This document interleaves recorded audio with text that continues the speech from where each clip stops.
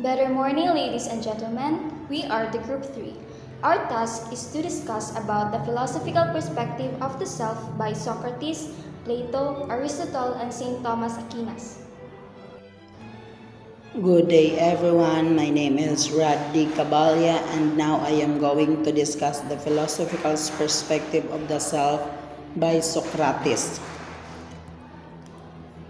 So according to Socrates, first is know thyself, second is unexamined is not worth living, and third, Socrates was the first thinker to focus on the full power of reason on the human self, who we are, who we should be, and who we will become. So, according to Socrates, every man is dualistic. It means every one of us have a body and a soul. So, sa body, we have imperfect and impermanent. Our body is imperfect because we have flaws. We have not perfect. We are not perfect, rather. Meron tayong pagkakamali. And our body is impermanent because we have a limit. Kaya meron tayong death, di ba? Yun yung limitation natin. Which means our body is not eternal. So, sa soul naman is we have perfect and permanent. Ang soul ay kabaliktaran ng body. And according to Socrates, we have a two dichotomous realms, which are physical realms and ideal realms. So sa physical realms, dito natin makikita yung feel na changeable, transient, and imperfect.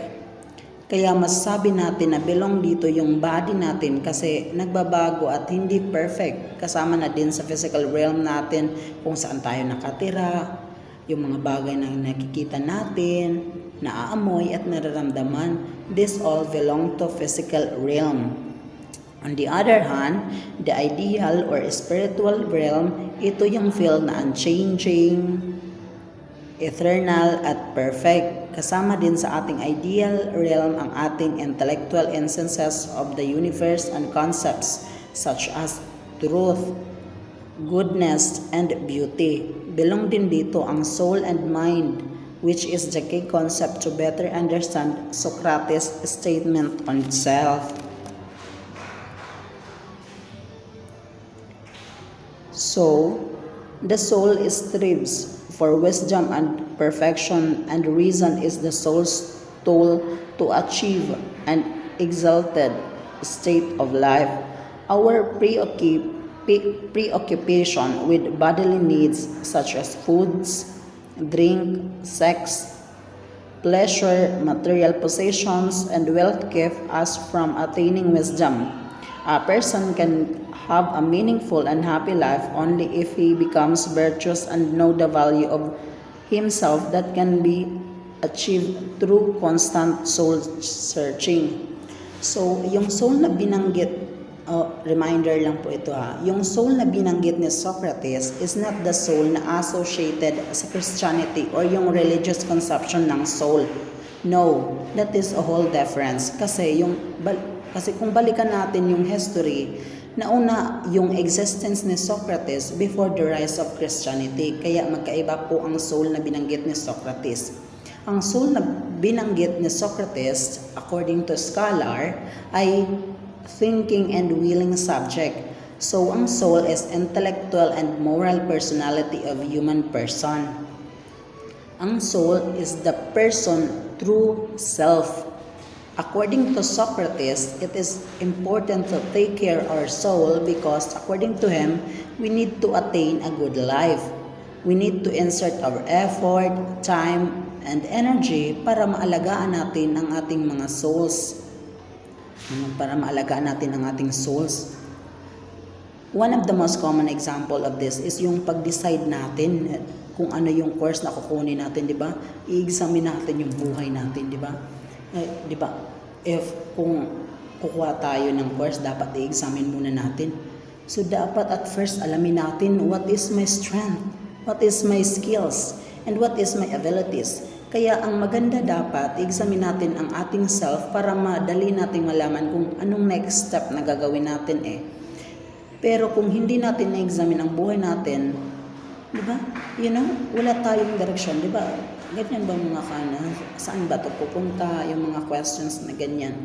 Pag hindi natin na-examine ang ating life, ang ating self, dapat i-examine natin. Kaya nga, ini-encourage tayo ni Socrates na i-examine natin yung buhay natin para it's worth living. According na rin kay Socrates, ang knowledge ay kakambal ng virtue. I'm Ayan J. Taang. I'm tasked to discuss about philosophical perspective of the self by Plato. He is the student of Socrates who supported the idea that a man a dual nature of body and soul. According to Plato, the soul is the divine aspect of the human being. However, ang iyang concept sa divine dili siya spiritual being, but they the one that has an intellectual connotation. The self, the soul, or mind, according to Plato, is the aspect of human being by which the forms. Plato have processed that there are three parts of the soul: the rational soul, spirited soul, and appetitive soul. Rational soul, the divine essence that let us think deeply, or wisdom, make wise choices, achieve a true understanding of internal truths. Now, the rational soul, on the other hand, is the thinking element in every human being, which decide what is factual and merely obvious judges what is factual and what is untrue, and intelligence makes sensible decisions. The rational soul is the element that forbids the person that enjoy the sensual experiences. It is the part that love truths because we like justice, and it's the part of seek justice and kinding rational soul. It should rule over the other part of soul through the use of reason. So, si rational soul siya ang nagagamit og intellect. Appetitive soul accounts for the basic biological needs such as hunger, thirst, and sexual desire. Appetitive soul, one that is accountable for the desires in people. It is accountable for the effortless craving required to stay alive, like hunger, thirst, and for pointless craving like desires to our feed. Ang appetitive soul, it tackles about sensuality, and that is element that enjoy sensual experiences such as foods, drinks. Ang role ni appetitive soul or the function, kumbaga siya ang in charge nga maka-feel ta og sudden thirst, di ba? Dili nato tuyoon nga uhawon ta kay dili nato masugo atong body. Appetitive soul would involuntary kanang mugawas siya like gutomon ta, katulgon ta, or sexual desire or unsa atong gibati nga wala nato tuyoa. Lastly, spirit or passionate soul accounts of the basic emotions such as love, anger, ambition, aggressive, and empathy. The spirited soul produces the desire that love, victory, and honor. In the just soul, the spirit acts as implementer of the rational soul, making sure that the rules of reason are adhered to. Emotions like indignation and anger are the impact of the disappointment of the spirit. So, on the other hand, spirited soul naman is the element that is inclined toward reason but understand the demand of action. It's the part that loves honor and victory. So, tanan nga nag-involve of emotional aspect, feelings, si spirited soul ang in charge. And when you are happy, when you are sad, or anger, or in love, so kana nga part sa atong self, according to Plato, is the spirited soul. So that's all. I'm Charlize Anvidad, and right now I'm going to tackle about the philosophical perspective of the self by Aristotle. So Aristotle is a student of Plato. He believes that the soul is the essence of the self. He also suggests that the soul and the body react sympathetically upon each other. A change in the state of the soul produces a change in the shape of the body, and conversely, a change in the shape of the body produces a change in the state of the soul. This means that the body and soul are not two separate elements, but are one thing. His discussion about the self centers on the kinds of the soul possessed by a man. According to him, there are three kinds of soul: the vegetative soul, sentient soul, and the rational soul. The first one, we have the vegetative soul. It includes the physical body that can perform functions such as growth, nutrition, and reproduction. Plants are living beings that have only these functions. They are born, nourished, reproduced, and they die. Therefore, plants are perfect examples of living beings that possess the vegetative soul. However, the vegetative soul is not exclusive only to plants, because obviously, animals are also born, grow, and reproduce. That is, they also have a vegetative soul. Yet, animals have other very specific functions, such as the ability to move around and to feel, functions that are beyond the vegetative soul.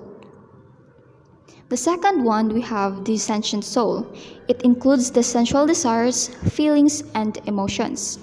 Moreover, Aristotle points out in his reflections on the soul that there is another characteristic found in living things, which are the sensory perception, appetite, and movement. So sensory perception refers to the five senses. Not all animals have all senses, but they all possess the most necessary one, which is, according to the Greek philosopher, touch. And if animals have perception, then they also have appetite, the desire, impulse, and will, because the ability to feel implies feeling the pleasurable and the painful. So, for example, when the animal perceives food, the desire to satisfy its hunger arises. From appetite derives movement. Through sensation, the animal captures that which is desirable and pleasurable and moves to achieve it. Movement and desire, therefore, are closely linked. So, the last kind of soul is the rational soul, which is responsible for intellectual operations. It is through it that man is a rational being, capable of thinking and understanding. Man is the only species that possesses the functions of the vegetative, sensitive, and intellectual soul. This does not mean that man possesses three souls together. In fact, the intellectual soul, being superior in nature, performs the functions of the other types of souls. This is also the case with animals, which, because they have a sensitive soul, or the sentient soul, perform the functions of the vegetative soul. Therefore, there is a hierarchy in Aristotle's theory of the soul, where the intellectual soul is at the top. So hi, I am Centella Rena. I am tasked to discuss about the philosophical perspective of the self by St. Thomas Aquinas. So St. Thomas Aquinas, his name is Thomas of Aquino or Aquino. He is a philosopher and theologian in the scholastic tradition known as Doctor Angelicus or Doctor Universalis. He is also the father of the Thomistic school of philosophy and foremost classical proponent of natural theology. He is best known for his work Summa Theologiae. He is one of the 33 doctors of the Church. So according to his theory of self-knowledge, the reality is we all lack self-knowledge to some degree, and the pursuit of self-knowledge is a lifelong quest, often a painful one. So why do we need to work at gaining knowledge about ourselves? In other cases, ignorance results from a lack of experience. We can see inside your mind, but what excuse do you have for being ignorant of anything having to do with? We already are ourselves. You and you alone can experience my own mind from the inside. So tayo lang talaga nakakaalam at nakaka-experience na kung ano ang nasa ating isip. So why is it a lifelong project for us to gain insight into our own thoughts, habits, impulses, reasons for acting, or the nature of mind itself? This is called the problem of self-opacity. So Thomas Aquinas' theory of self-knowledge is documented in the new book Aquinas on Human Self-Knowledge. A modern philosophers invented the idea of the human being as a self or subject. So the theory of self-knowledge according to Aquinas. So for Aquinas, don't encounter ourselves as isolated minds or selves, but rather always as agents interacting with our environment. So that's why the labels we apply to ourselves are always taken from what we do or feel or think toward other things. Second, all our self-knowledge is dependent on our experience in the world around us. For Aquinas, just because we experience something doesn't mean we instantly understand everything about it, or experiencing that something exists doesn't tell us what it is. Learning about a thing's nature requires a long process of gathering evidence and drawing conclusions, and even then, we may never fully understand it. Third, mind is dark and formless, but in the moment of acting, it is lit up to itself from the inside and sees itself engaged in the act. With an insider's perspective that no one else can have of the reality of our experience, but the significance of those experiences, what they are, what they tell us about ourselves, and the nature of the mind requires further experience and reasoning. So according to Aquinas, the question, who am I, can only be answered from the inside by us. So tayo lang talaga makakasagot ng tanong na, who am I? It is about our sa ating mga sarili, sa pagkilala sa ating sarili. There is other concepts of Aquinas on the nature of self. First, human beings have the natural capacity to know many things without a special divine revelation, even though such revelation occurs from time to time. We are able to know about God through His creation. Thus, we can speak of God's goodness as applied to humans is similar to, but not identical with, the goodness of God. Man must observe 4 cardinal virtues as prudence, temperance, justice, and fortitude. These virtues are revealed in nature and are binding on the self. There are 3 theological virtues that should also be observed by the self: faith, hope, and charity. Human beings have no duty of charity to animals because they are not persons, but it would be unlawful to use them for food. But this does not give men license to be cruel to them. Rational thinking and the study of nature, like revelation, are valid ways to understand God, for God reveals Himself through nature. So, for a man to study nature is to study God. Man uses his reasons to grasp the truth about God and to experience salvation through truth. The goal of self-existence is union and external fellowship with God. This goal can be achieved through beatific vision, an event in which a person experiences perfect, unending happiness by comprehending the very essence of God. This vision, which occurs only after death, is a gift from God to those who experience salvation and redemption through Jesus Christ while living on earth. That's the concept of self according to St. Thomas Aquinas. And that's all. Thank you.